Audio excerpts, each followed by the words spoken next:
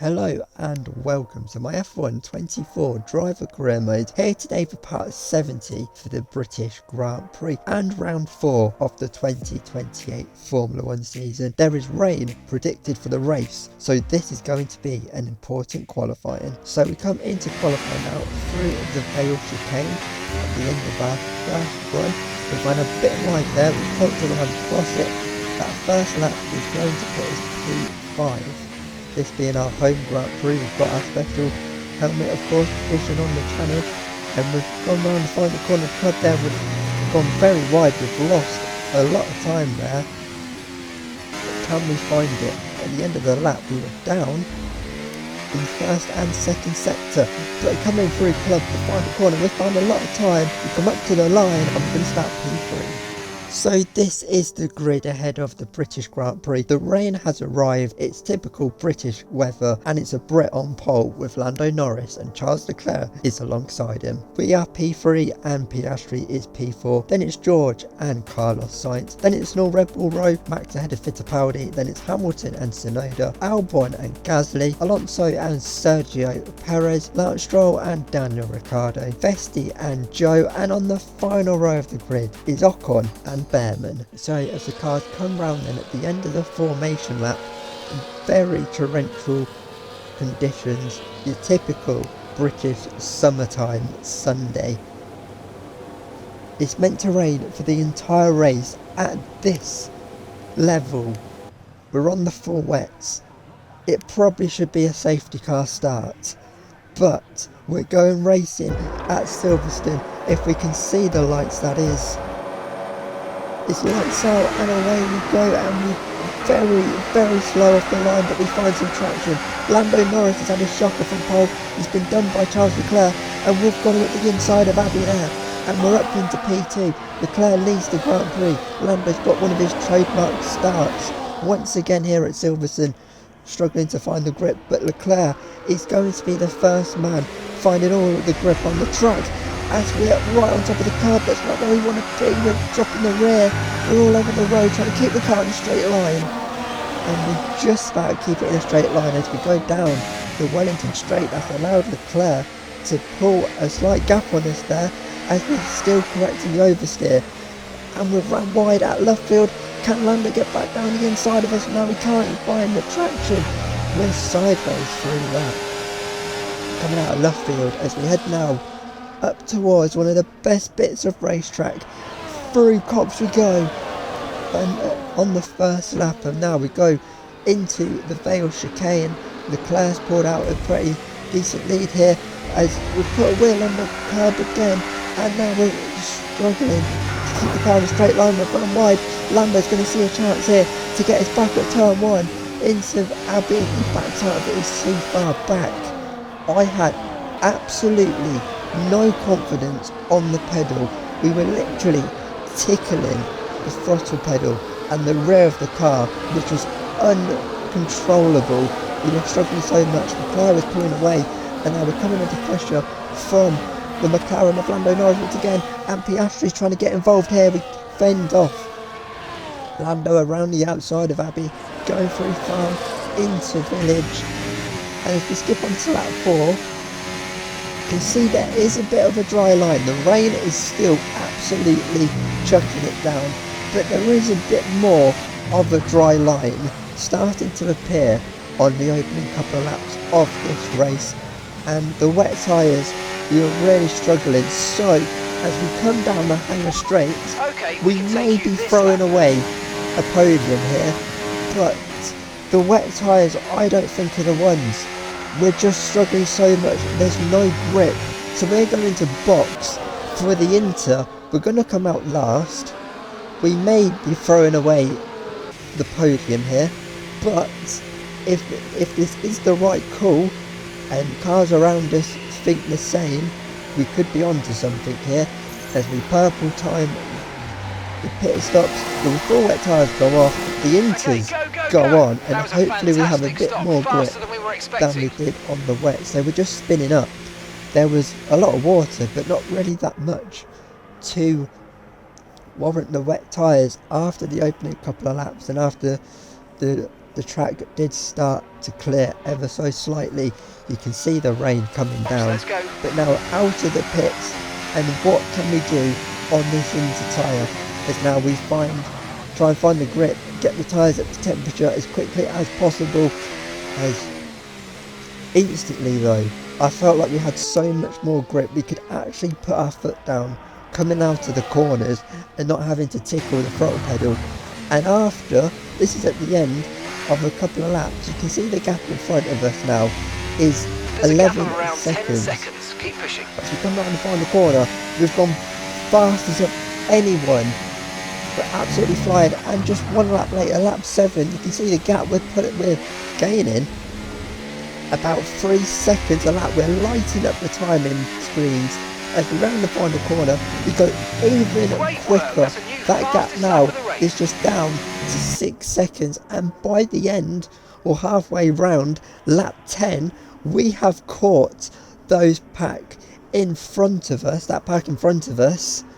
We're flying on the Inter. The wets surely aren't the way to go, but no one else is seeing it. There's a big pack here being held up by Carlos Sainz. We've still gone purple.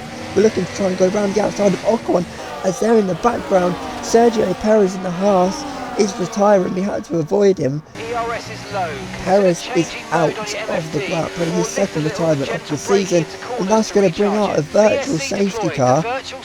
So with the pace that we have, is anyone going to box? It looks like everyone's staying out here. No one wants to risk what we've done for some reason, but you can see the track. It's very much drier as the virtual safety car has ended now. And they're pretty wide. We're going to try and go around the outside of Ocon and Behrman at Brooklands. We can't get the job done. We're up the inside of Behrman now, all the way around Luffield, and we get the job done. And we're ahead of one car now. As now we head through Woodcut and towards Cops, but we've had to be patient to get past the Alpine and into the Vale chicane. We get the job done. We're up into P17 in this race, and now we're just ticking them off one by one down the inside of Joe at Brooklands. It's a good move there, and now we're going to try and find some extra grip, try and go around the outside at Luffield, but we couldn't quite do that. Sainz seems to be really struggling in this race. Everyone's just being held up by him. As now we head down into Stowe, we've got the Haas down the inside of Bestie, the only remaining Haas in this race now after that Perez DNF. They're all fighting in front, and we're going to go for a lunge to the inside, get past Gasly there, try and keep a pin round the outside. Can we get down the road after Sainz here? It's been done by Albon. And here, this is Sainz round Luffield. We're going to try and go all the way around the outside at Luffield, but we're a bit too far back. The wet tyres surely aren't the ones now. You can see how much quicker we are and how easily we're getting past these cars. Yes, we have got a superior car as we go to the inside at Cops. It's gone so wrong there in the past. Think Hamilton, Verstappen. That was in the dry and it went wrong, but it went right this time as we get him down the inside into Cops. Sainz though was coming back at us here round the outside of Stowe. He tries to get us, we hold him off, and now we're off down the road after Alex Albon in the Williams, our former teammate. And now into the loop. We've seen a gap. We're going for it down the inside of the loop. And get past now Albon through entry onto the Wellington straight. And now we were flying. You can see the gap behind. We've pulled just over a second. And we are 4.5 seconds behind the RB of Lance Stroll, and by lap 21 we've caught Lance Stroll. No one in this race as well has pitted at this time, as now we round Luffield and try and get down the road now, try and catch the Aston Martin of Fernando Alonso as into the Vale chicane round the final corner of the club. Fernando Alonso's dropped it. Fernando Alonso is off the track at the final corner, and he's going to hand us that place as he scrambles to get back on. And now he's right on the racing line, and there's a pack of cars coming past. That car's nearly in the gravel there trying to avoid him, He's come on in a very dangerous place there, has Alonso. Lap 24, can we catch Yuki Tsunoda? We've still got great pace compared to those in front, but in the end it wasn't enough, and we did end up throwing away a good chance at a podium in the end, as Charles Leclerc wins the British Grand Prix from George Russell and Oscar Piastri. We were just 2 seconds off of Yuki Tsunoda. A couple more laps, maybe we could have got him, but we come into the chicane at Vale for the final time. There he is, just up the road, and it is going to be a P9. What a drive! What a driver! Charles Leclerc takes the victory!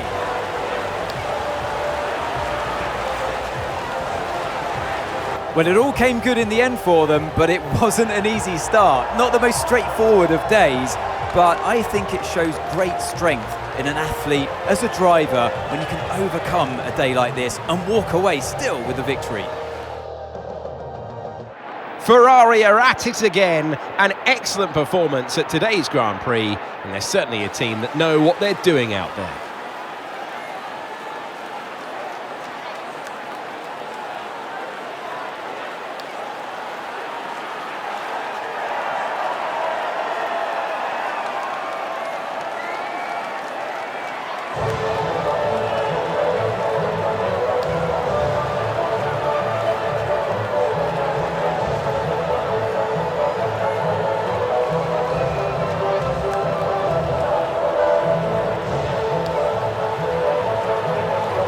So that's been your British Grand Prix then. Won by Charles Leclerc, our teammate George Russell comes home for P2, and Oscar Piastri rounded out the podium. Lando P4 and Hamilton P5. So 3 British drivers in the top 5. We come home for P9 with the fastest lap, so that's 3 solid points for us. Yes, we did throw a podium away, but we've had a such more entertaining race. We had no pace on the full wet tyre, and we would have just spent the entire race defending those behind. At least trying something different made it a bit more exciting for us. We were the only car to pit in that race as well. Everyone doing the entire race on those wet tyres. It is also our worst result since the Hungarian Grand Prix last season. In between that race in Hungary and now, we'd finished either first or second in every race. And then down at the back there was just the one retirement, that being Sergio Perez, right in the middle of that big scrap, going through Maggots and Beckett's that we just about managed to avoid. And Behrman then was the final finisher of the day. So in terms of the Drivers' Championship, and after we got the gap out in Canada last time out, it's been shrunk back down. We're just 2 points ahead of Lando now. George is also gained some points on both me and Lando and is P3. Leclerc is P4, gaining some points as well, and Max rounds out the top 5. And then down at the back there's still a lot of drivers still yet to score this season, and it's Joe who is bottom. In terms of the constructors then, McLaren have gained 6 points on us after this weekend. George very much on his own, pretty much getting the big points for us this weekend. That win for Ferrari has left them interested, and then Red Bull are P4 and Aston Martin round out the top 5 in the constructors, and Haas and Sauber are still yet to score. So that's been your British Grand Prix. Typical Silverstone British summertime weather for the entire race. We go though to Spa, where hopefully conditions may be a bit better, but Spa very much has its own climate. See you then. Goodbye.